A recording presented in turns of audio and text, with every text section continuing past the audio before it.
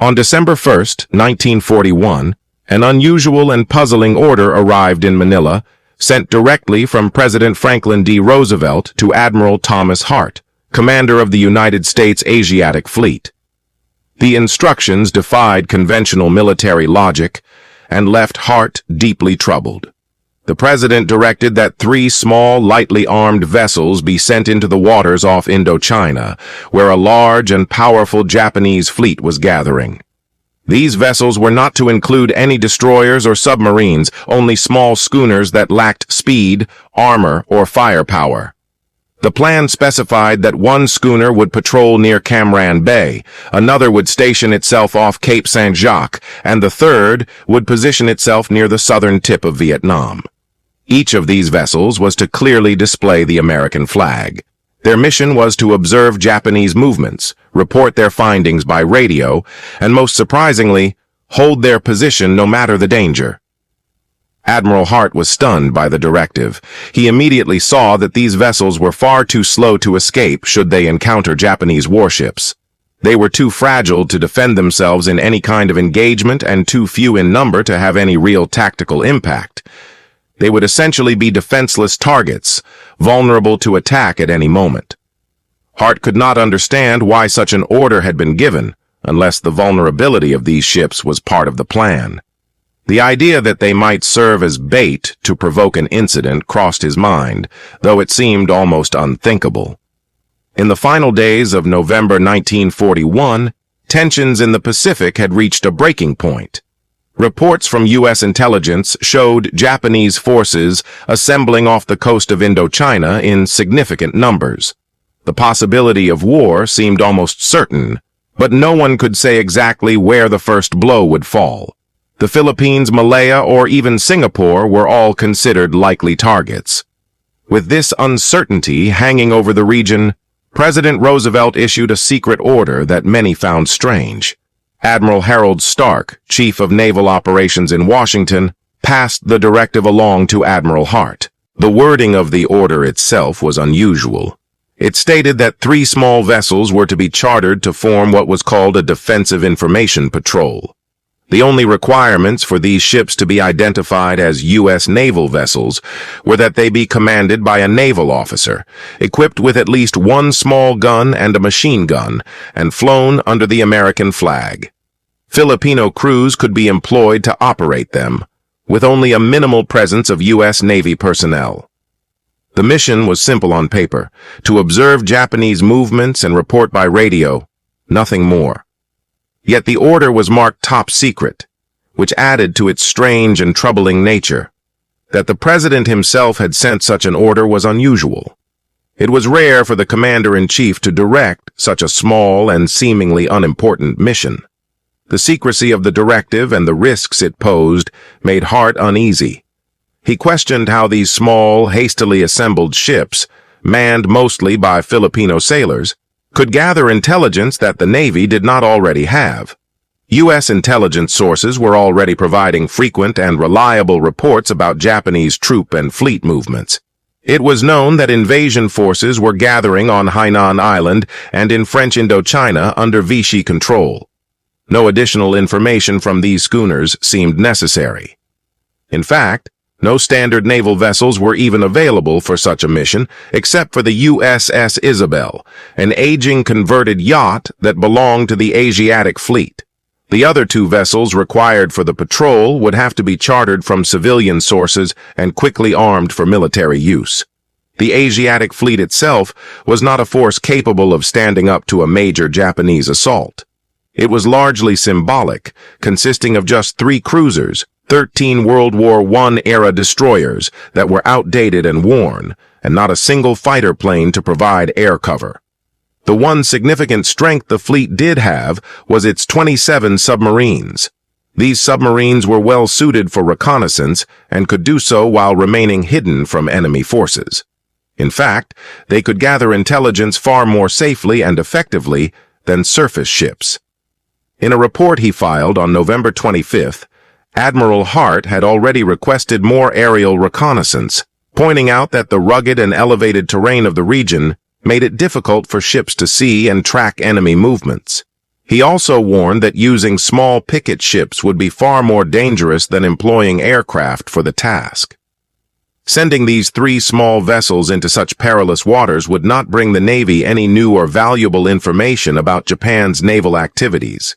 The entire mission, in Hart's view, bordered on being senseless, and he was left to wonder what the true purpose of this risky and unusual directive might be.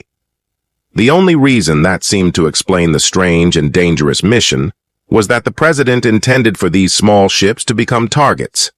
A patrol plane shot down over hostile waters could simply disappear without attracting much attention, but a schooner flying the American flag, sunk by Japanese torpedoes, would be a completely different matter.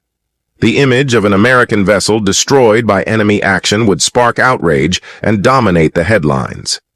News of such an event would quickly spread across the United States, reaching every household and stirring public emotions. Although the word was never officially spoken in the White House, Admiral Hart recognized what this plan truly represented.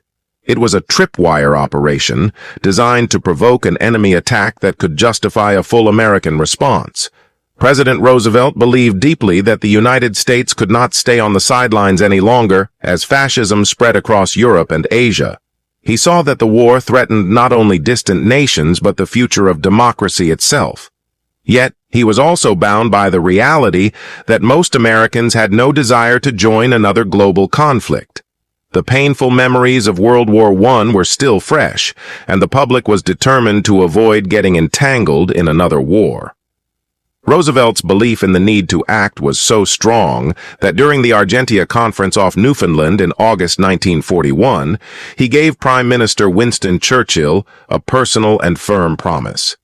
If Japan attacked British or Dutch colonies in the Far East, the United States would provide military support to Britain. But Roosevelt knew he could not send American troops or ships into battle without approval from Congress, and Congress reflected the will of a population that remained firmly isolationist.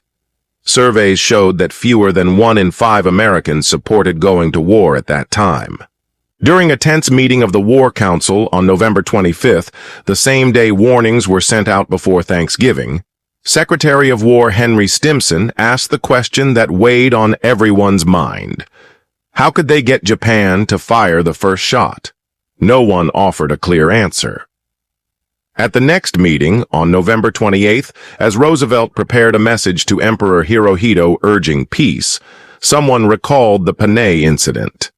In 1937, Japanese aircraft had accidentally sunk the American gunboat Panay on the Yangtze River, an attack that had nearly dragged the United States into war with Japan. Though the December 1st meeting left behind no detailed records of what was said, historians believe the focus was on one pressing concern. What should the United States do if Japan attacked British or Dutch colonies, places like Singapore, Thailand, or the Dutch East Indies, but left American territories alone? What if the Philippines, an American possession, was not touched? Without a direct attack, could Roosevelt convince Congress and the American people that war was necessary? The answer may have been to create a situation in which Japan would have no choice but to strike first at an American ship. If an American vessel were sunk, the United States could claim it was entering the war not as an aggressor, but in self-defense. The loss of 3 small ships, as tragic as it would be, seemed a price worth paying if it could prevent a larger, more devastating surprise attack and give the nation the moral high ground. Though Hart suspected that this might be the real reason for the mission, he could not be sure. But he was a man of duty, and he proceeded to carry out his orders. In Manila, the schooner Lanakai was taken into Navy service. It was given a crew made up of both Americans and Filipinos and placed under the command of a young lieutenant named Kemp Tolley. The aging USS Isabel, a converted yacht that had already served in the Asiatic Fleet, was readied for action. A third schooner, the Molly Moore, was selected as well. The men who were chosen for this mission were briefed with great care. Their task was to stay close to the Japanese Navy, to move quietly along the coastlines of Indochina, and to observe everything the enemy did. If the Japanese invasion fleet began to move, they were to send word by radio at once. They were being asked to act as the eyes and ears of a nation teetering on the edge of war. The crews of Lanikai and Isabel worked without rest to prepare their vessels for this dangerous assignment. Lieutenant Tolley later described his orders, admitting that they filled him with unease. His instructions were to take Lanikai as close as possible to Camaran Bay, where the bulk of the Japanese fleet was anchored. His mission was to watch and report if that fleet began to move south. It was a mission that, by rights, should have been given to a larger force, supported by destroyers, cruisers, and aircraft. Instead, a single small schooner was sent to shadow the navy of a powerful empire. The risks were enormous, the odds were long, but there was no turning back. By December 7th, the small patrol ships were ready. They waited in the waters of Southeast Asia, sailing into history as the world stood on the brink of war. The ships were nearly ready to leave on their dangerous mission. Every bit of confidential material had been removed from them so nothing sensitive could fall into enemy hands. The crews were given false stories to tell if they were stopped or questioned. They were even ordered to destroy their own ships if the situation became hopeless and capture seemed certain. The Isabel's captain was told to send out a misleading radio message that claimed he was searching for a missing American patrol plane, a message meant to create confusion and disguise the ship's real purpose. The Lanikai was given a small gun that could fire a 3-pound shell and a single machine gun, but both were almost useless against any real threat. The weapons were mostly for appearances.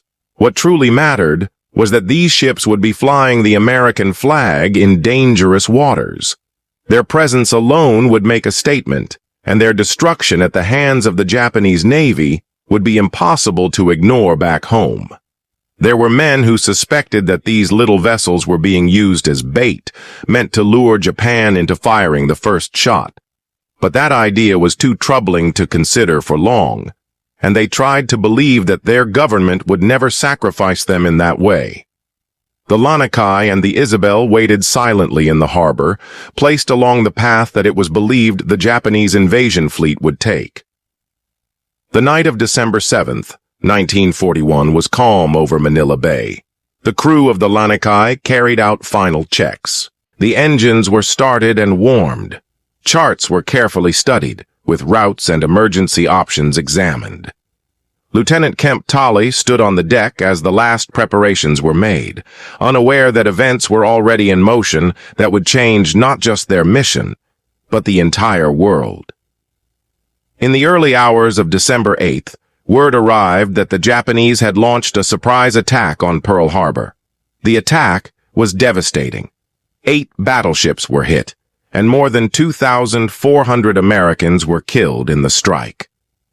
The Pacific Fleet, which had been the pride of the United States Navy, had been crippled in a single morning. The entire plan of sending small ships as a tripwire to provoke a Japanese attack was no longer necessary. The war had come, and it had come in a way that no one expected. It was not a small schooner sunk at sea that would draw the United States into the fight, but a massive blow delivered straight to the heart of American naval power. Admiral Hart, realizing that the situation had changed entirely, canceled the mission at once. The Lanikai never left on its mission toward Camaran Bay. The Isabel never trailed the Japanese fleet. The Molly Moore, which had been selected as the third ship, was never even equipped for the job. In Washington, President Roosevelt showed signs of shock at the scale of the attack. Secretary of the Navy Frank Knox would later recall that Roosevelt had expected that the United States might get hit somewhere, but not that the damage would be so great. That statement would be argued over for decades by historians and writers trying to understand what Roosevelt truly thought and planned. Some would come to believe that Roosevelt had wanted to draw the United States into war, especially against Germany. They pointed to documents like the McCollum Memo written in 1940, which laid out ideas for applying pressure to Japan in the hope of provoking a strike and using that as a reason for America to enter the war, particularly against Germany, through what some called the back door. But if that was indeed Roosevelt's strategy, He had made a terrible error in judgment. The attack that came was far larger and more destructive than he had ever imagined. In the years that followed Pearl Harbor, Roosevelt's decisions and motives became the subject of fierce debate. Those who were critical of him pointed to how he had increased pressure on Japan step by step, cutting off supplies like oil and scrap metal, moving the fleet to Hawaii, and taking a harder diplomatic line in the months before the attack. Writers like John T. Flynn and Robert Stinnett argued that Roosevelt had indeed aimed for just such an outcome. Stinnett's book, Day of Deceit, published in 1999, pointed to declassified documents including the McCollum memo as evidence that the president had sought to provoke Japan into firing the first shot, believing that doing so was the only way to overcome the isolationist mood of the American people and bring the nation into the war. On the other hand, the official view has always been that Roosevelt was trying to stop Japan, not to provoke it. According to this view, he was preparing for the possibility of war because he had no other choice, but he was not looking for a disaster like Pearl Harbor. His top military advisors, including General Marshall and Admiral Stark, had warned him against any action that might bring on war with Japan, and as late as November 1941, they were urging him to avoid doing anything that might start hostilities. The plan was to deal with Germany first because Germany was seen as the real and most dangerous enemy.